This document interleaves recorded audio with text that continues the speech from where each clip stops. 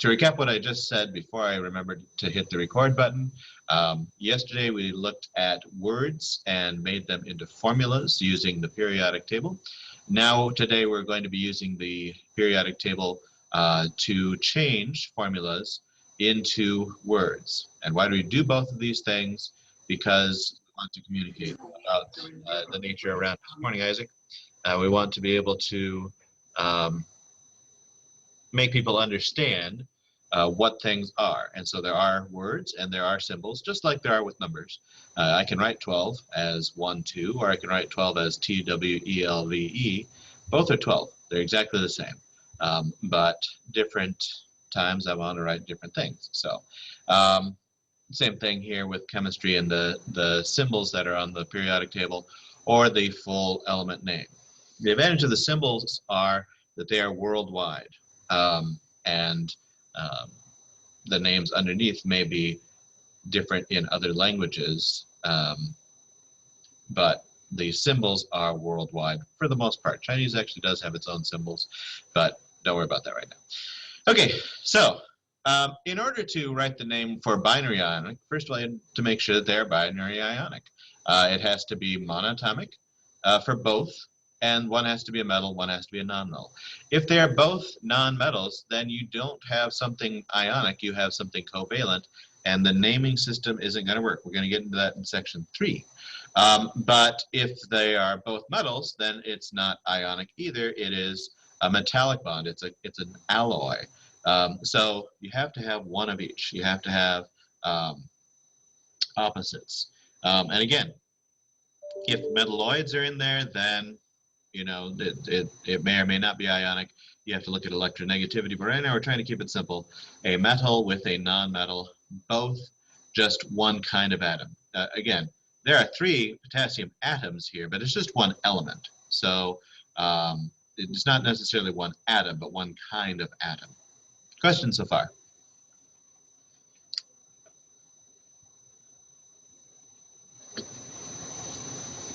Okay. All right.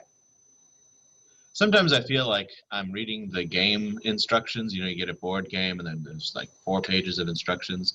And before you can know how to play it, you have to read those. Sometimes I feel like that's what I'm doing right now. So we're not actually playing the game, but we're doing what we have to do in order to play the game. So I'm sorry if it just seems like one rule after another. But hopefully if you can file these rules in the back, then when you are able to actually get hands-on, and working with some things, then you'll remember those rules. So not just the skill sheets, but any questions later on that I'll ask from sections 2 and 3. And at some point, many of you will probably go to college, university somewhere, and your freshman chemistry, or I should say science course, may be chemistry. So hopefully that, but regardless of whether you actually end up mixing these chemicals or not, which, you know, many chemicals are hazardous. But regardless of whether you do that, the mental exercise of naming things is very beneficial. So, good morning, Nevaeh. All right. So you always have the cation name first, and then the anion. So we never say nitride of potassium. Maybe in the olden days before Lavoisier, they did that. And if you ever read old medical things, they may say something like that, but we don't. We always put the metallic one first, the cation. So cesium oxide, we always say the cesium first. We don't say oxide of cesium. And we don't actually, you know, use cesium oxide much because cesium is often radioactive, but anyway, NaBr is not neighbor, it is sodium bromide, okay? Again, always put the same order in the full spelled out words that you put with the symbols, okay? So the Na is first, so the word sodium is first. Strontium fluoride, same thing. Now, what if I have our good old friend copper 2? Well, copper oxide is going to be incomplete.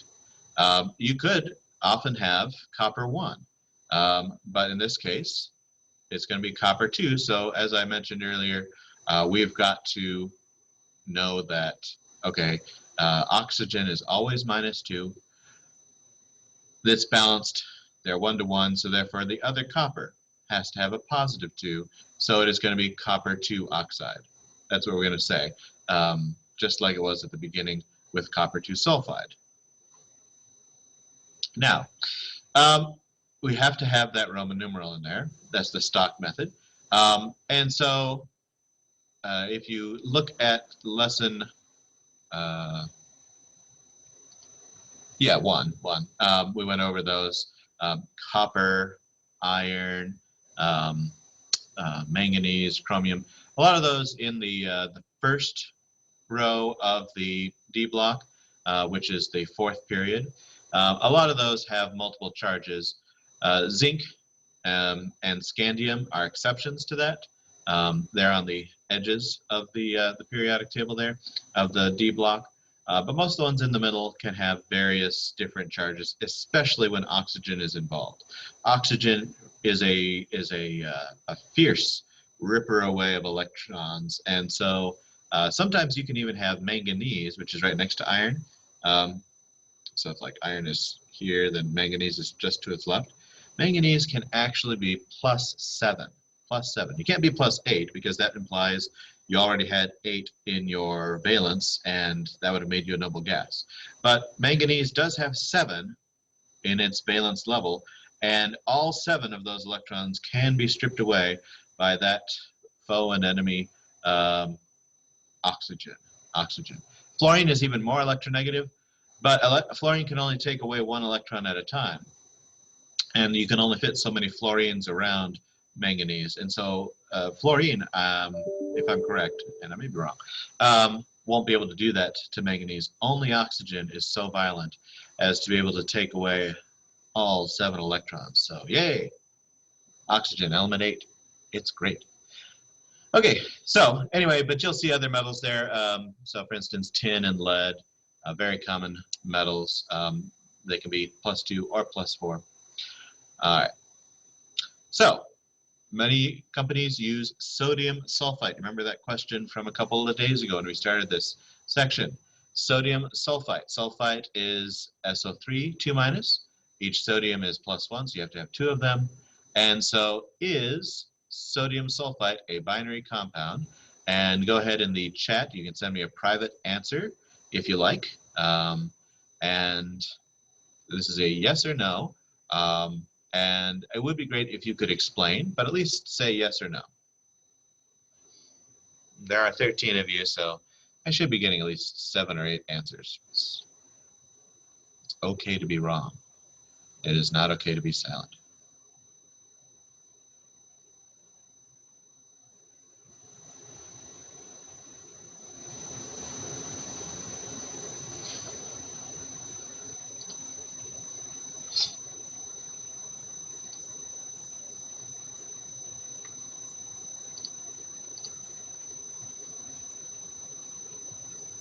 Okay, I'm getting answers from 2 people.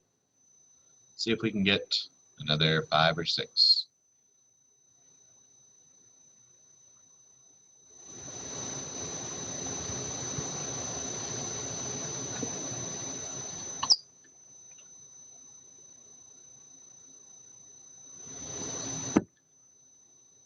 All right, we're up to 4.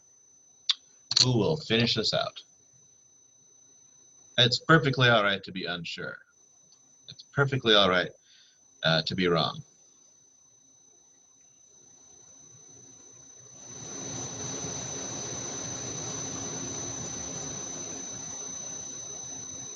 All right, I need 2 more answers, 2 more people.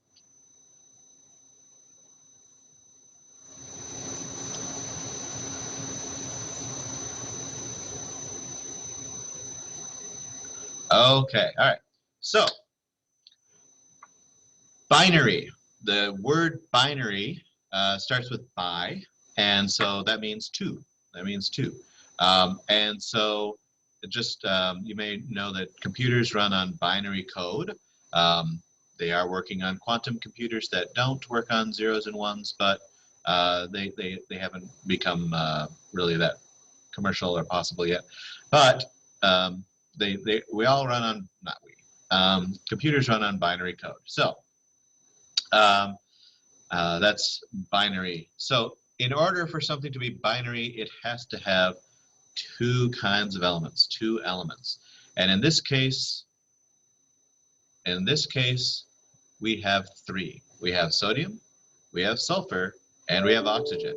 So I guess we could say trinary, but it is not binary. So, and we'll see the explanation down here. It is not a binary compound. Okay, binary compounds have to have just two, not one, not three, just two. So SO3 should be 2 minus. Where is that?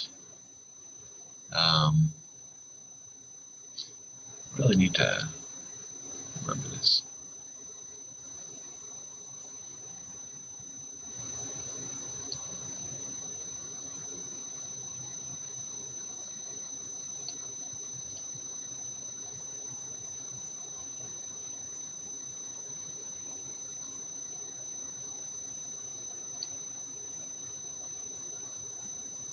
There we go.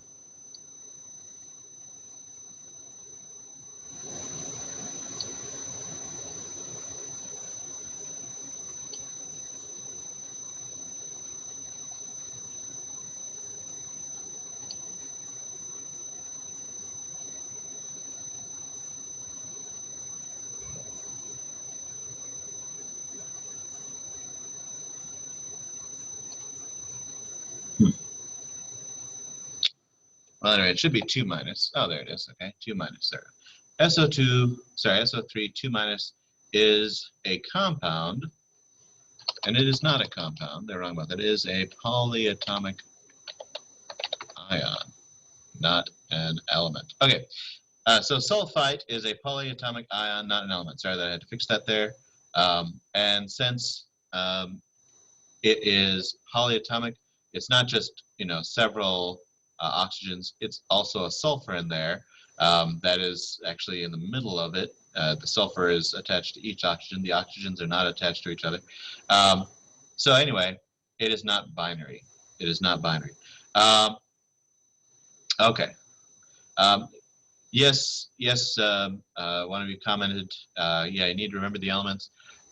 Again, if you could learn where the first 20 go, maybe even the first 30, that's like 90% of all the elements that we use, both in class and in our bodies and other places. So all those ones, the last 2 rows that have so many elements, yeah, they each have their niche uses, but they're so small compared to everything else. Okay, in use. So, well, what I have often done is somebody asked, how would I go about memorizing them? There are different flashcard websites and that's Quizlet sort of things. I have not assigned those to you because, well, you've had plenty of other assignments. And also just being able to do things where I can measure what you know in person just hasn't been possible. And so in most years, what I would do is I would provide the students with a copy of the periodic table that doesn't have all the extra info that the one in my room has. It would be really simplified with just the number, the name, the symbol, maybe a rounded mass, and that would be it. But it wouldn't have all the colors, it wouldn't have that sort of thing. And so maybe not even the mass, just the number, the name and the symbol. And I would have like a daily quiz of 4 elements, and we would work our way through the periodic table. So like elements 1 to 4 would be the first quiz, and then we'd have 5 to 8, and I'd ask for a couple more from the old ones, and we'd work our way through over several weeks. You would get to know those first elements, where they would go. And anyway, that's what I would normally do, but there's no way really for me to quiz you with integrity to know what you have memorized when everybody has access to the internet there. But once that's done, and it takes like 5 minutes every class period, which is a problem when you have a 25-minute class period. It's not a problem when you have a 50-minute class period. So anyway, that's what I would do in the past to help you to know that. But I encourage you to seek out self-quizzing sites. They're all free. If you have to pay anything, just go to another site. If they ask for any money or if they bamboozle you at all, just leave it. Leave it. There are plenty of legit sites that will help you with that. Again, also try to make sure you find ones that don't have you memorize the whole thing, because you don't need to know 118. You don't need to know even 50. So yeah, anyway, just with familiarity with more work, you will gradually just get to know where the things are on the periodic table. But I tell you, once you know it, whew, your stress level goes down a whole lot, because you don't have to be hunting for where things are. All right, next slide. So now,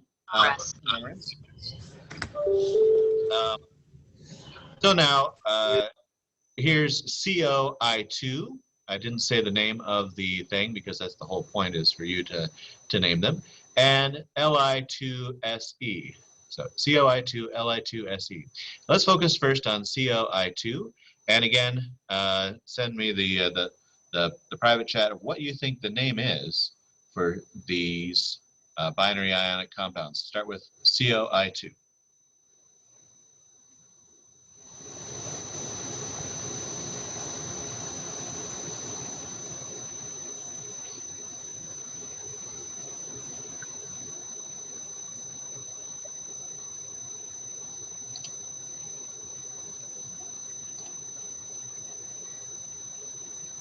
Mr. Bowden, is it COI or COL?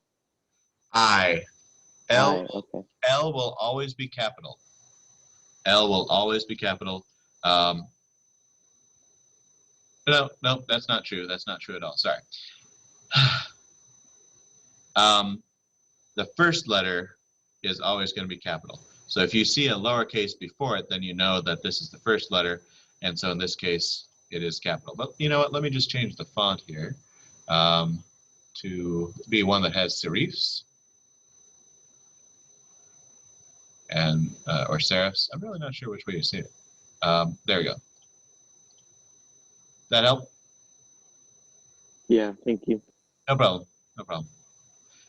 That whole lowercase l, uppercase I, I really don't know why all periodic tables don't have serifs or serifs to differentiate. It gets people every year. So, all right.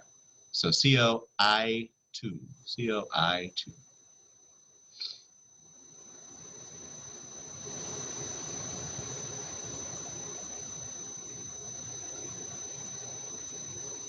Okay, so remember with anions, you drop the ending and add IDE.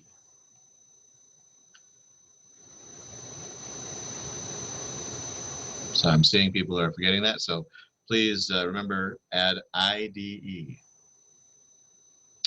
All right. Now we're getting some.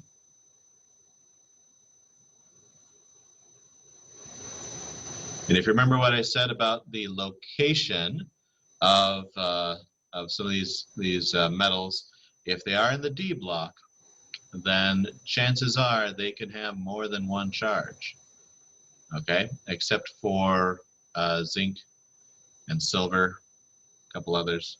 But so you're probably going to need to use the Roman numerals. I didn't know how to spell that second one with the IDE, so I kind of just guessed it. All right, so let me just put here, don't leave quite yet. Let me put the answer. I'm not advancing the slide because there's the other thing to do. All right, cobalt 2 iodide. You want to have the Roman numerals 2 there, Roman numerals 2. We'll start here tomorrow, And everybody have a good rest of the day. Bye-bye.